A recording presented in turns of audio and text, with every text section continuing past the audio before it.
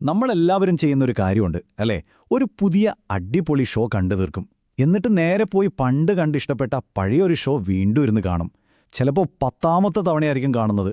എന്തിനായിരിക്കും നമ്മളിങ്ങനെ ചെയ്യുന്നത്? ഇതൊരു മോശം ശീലമൊന്നുമല്ല കേട്ടോ. സത്യത്തിൽ ഇത് നമ്മുടെ തലച്ചോറിന്റെ വളരെ സ്മാർട്ടായൊരു രീതിയാണ്. അപ്പോൾ ഇതിനു പിന്നിലെ സൈക്കോളജി എന്താണെന്ന് നമുക്കൊന്ന് നോക്കിയാലോ? ഈയൊരു വിശകലനത്തിൽ നമ്മൾ പ്രധാനമായും ഈ 5 കാര്യങ്ങളാണ് നോക്കാൻ പോകുന്നത്.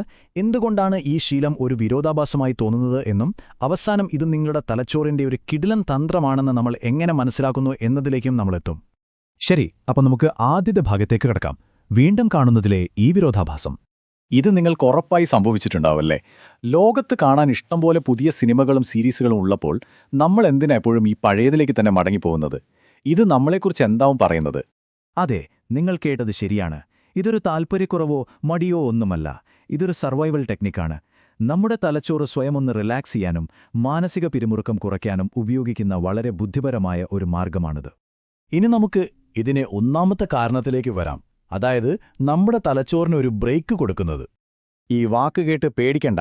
കോഗ്നിറ്റീവ് ഓഫ്ലോഡിംഗ് എന്ന് പറഞ്ഞാൽ സിമ്പിളായി ബ്രെയിനിന്റെ ലോഡ് കുറയ്ക്കുക എന്ന് മാത്രമാണർത്ഥം. നമ്മൾ പുതിയൊരു ഷോ കാണുമ്പോൾ ബ്രെയിൻ ഫുൾ ടൈം ഓണാണ്.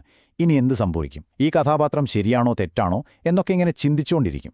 പക്ഷേ പഴയ ഷോ കാണുമ്പോഴോ ഈ പണിയൊന്നുമില്ല. ബ്രെയിനിന് ഫുൾ റെസ്റ്റ്. കണ്ടില്ലേ? ഒരു പുതിയ ഷോ കാണുന്നത് നല്ല പോലെ വർക്കൗട്ട് ചെയ്യുന്നത് പോലെയാണ്. ഒരുപാട് എനർജി വേണം. എന്നാൽ പരിചിതമായൊരു ഷോ കാണുന്നത് നല്ലൊരു കപ്പ് ചൂട് ചായ കുടിക്കുന്ന പോലെയാണ്. മനസ്സിന് നല്ലൊരു ആശ്വാസം കിട്ടും. ഇനി നമുക്ക് അടുത്ത വളരെ പ്രധാനപ്പെട്ട ഒരു കാരണത്തിലേക്ക് പോകാം. ഇത് സുരക്ഷിതത്വത്തെക്കുറിച്ചാണ്. നമുക്കെല്ലാവർക്കും അതെത്രമാത്രം ആവശ്യമാണെന്ന് ഇത് വ്യക്തമാക്കും. നമ്മൾ ഒരുപാട് സ്ട്രെസ്സിലൂടെ കടന്നു പോകുമ്പോൾ നമ്മുടെ നെയ്റോ സിസ്റ്റം എപ്പോഴും ഒരു ഹൈ അലേർട്ട് മോഡിലായിരിക്കും. എവിടെന്നെങ്കിലും ഒരു അപകടം വരുമോ എന്നൊരു പേടി. അങ്ങനെയുള്ളൊരു സാഹചര്യത്തിലെ നമുക്ക് മുൻകൂട്ടി അറിയാവുന്ന കാര്യങ്ങൾ ഒരു രക്ഷാകവചം പോലെയാണ്. അപ്പോൾ ഇതെങ്ങനെയാണ് പ്രവർത്തിക്കുന്നതെന്ന് നോക്കൂ. ആദ്യം നമ്മുടെ നെർവസ് സിസ്റ്റം ഒരു അലേർട്ട് സ്റ്റേജിലെത്തുന്നു. അപ്പോൾ നമ്മുടെ തലച്ചോറ് പ്രവചിക്കാൻ പറ്റുന്ന എന്തെങ്കിലും ഒന്നിനു വേണ്ടി തിരയും. ആ സമയത്ത് നമ്മൾ ഇഷ്ടപ്പെട്ട പഴയ ഷോ കാണുമ്പോൾ അടുത്ത സീനിൽ എന്ത് സംഭവിക്കുമെന്ന് നമുക്ക് കൃത്യമായി അറിയാം. അതൊരു തരം കൺട്രോൾ നമുക്ക് തരും. അത് നമ്മളെ സുരക്ഷിതരാണെന്ന് തോന്നിപ്പിക്കും. ഇതാണ് ഇതിലെ ഏറ്റവും പ്രധാനപ്പെട്ട കാര്യം. നമ്മുടെ ജീവിതത്തിൽ നാളെ എന്ത് സംഭവിക്കുമെന്ന് നമുക്കറിയില്ല. പക്ഷേ നമ്മുടെ ഇഷ്ടപ്പെട്ട ഷോയുടെ ലോകത്ത് അങ്ങനെയല്ല. അവിടെ വില്ലൻ ആരാണെന്നും ക്ലൈമാക്സ് എന്താണെന്നും നമുക്കറിയാം. ആ അറിവ് നൽകുന്നൊരു സമാധാനമുണ്ട്. അത് വളരെ വലുതാണ്. ഇനി അടുത്ത കാരണം. ഇത് നമ്മുടെ സോഷ്യൽ എനർജിയെക്കുറിച്ചാണ്, അല്ലെങ്കിൽ സോഷ്യൽ ബാറ്ററിയെക്കുറിച്ച്. നമ്മളിൽ ചിലർക്ക് ഒരുപാട് ആളുകളുമായി സംസാരിച്ചിടപഴകുന്നത് മാനസികമായി ഭയങ്കര ക്ഷീണമുണ്ടാക്കുന്ന കാര്യമാണ്. ഒരു ദിവസം മുഴുവൻ ജോലിസ്ഥലത്തോ കോളേജിലോ ആളുകളോട് സംസാരിച്ച് വീട്ടിൽ തിരിച്ചെത്തുമ്പോൾ നമ്മുടെ സോഷ്യൽ ബാറ്ററി ഫുള്ള് തീർന്നിട്ടുണ്ടാകും. ആ സമയത്ത് പുതിയ കഥാപാത്രങ്ങളെയും അവരുടെ പ്രശ്നങ്ങളെയും മനസ്സിലാക്കാനുള്ള എനർജി നമുക്കുണ്ടാകില്ല. ഈ ചാർട്ട് നോക്കൂ. സംഭവം വളരെ ക്ലിയറാണ്. ഒരു നീണ്ട ദിവസത്തിനു ശേഷം നിങ്ങളുടെ സോഷ്യൽ ബാറ്ററി ഏതാണ്ട് കാലിയാകുന്നു. എന്നാൽ ഒരു കംഫർട്ട് ഷോ കാണുന്നതിലൂടെ പുതിയ മാനസിക സമ്മർദ്ദം ഒന്നുമില്ലാതെ തന്നെ ആ ബാറ്ററി പതിയെ റീചാർജ് ചെയ്യാൻ പറ്റും. അതെ, ആലോചിച്ചു നോക്കൂ.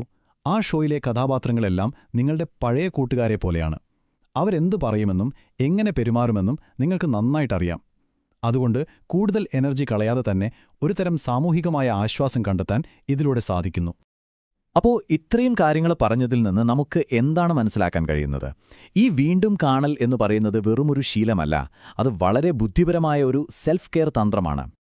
ചുരുക്കി പറഞ്ഞാൽ ഈ ശീലം നിങ്ങളുടെ തലച്ചോറിന് വിശ്രമം കൊടുക്കുന്നു. ചുറ്റുമുള്ള ലോകം പ്രവചിക്കാൻ പറ്റാത്തതാവുമ്പോൾ ഒരു സുരക്ഷിതത്വം നൽകുന്നു. നിങ്ങളുടെ സാമൂഹിക ഊർജം വീണ്ടെടുക്കാൻ സഹായിക്കുന്നു.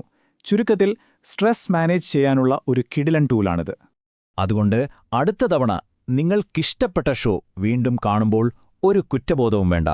നിങ്ങൾ സമയം കളയുകയല്ല, മറിച്ച് നിങ്ങളുടെ തലച്ചോറ് അതിനുവേണ്ട കംഫർട്ടും സമാധാനവും വളരെ സ്മാർട്ടായി കണ്ടെത്തുകയാണ് ചെയ്യുന്നത്.